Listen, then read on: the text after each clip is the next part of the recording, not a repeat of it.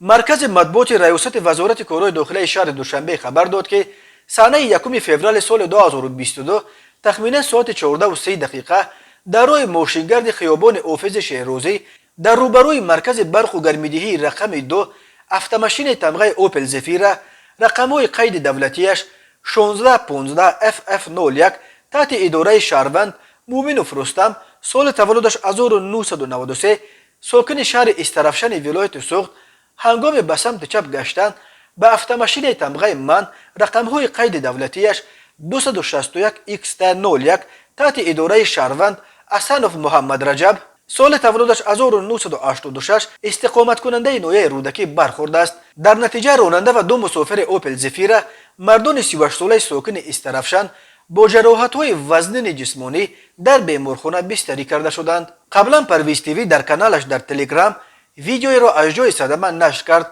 خبر داد که در این حادثه دست کم 5 نفر زخمی شده، 1 نفر جان باخته است. اما میلیسیای دوشنبه گفت خوشبختانه کسی در این صدمه جان نباخته است.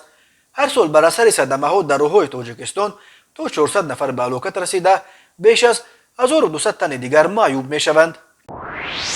به شعبه وزارت کارهای داخلی در نویه کوشونیان با عریضه مرد 31 ساله ساکن نویه مذکور مراجعت نموده است که شب 29 به 30 ینور سال 2022 تخمینا ساعت 01:00 شخصان نامعلوم با راه پنهانی به خانه استقامتیش در آمده از داخل آغلخانه‌اش 5 سر چاروای کلان شاخدار را دزدیده از جای حادثه غیب زده است.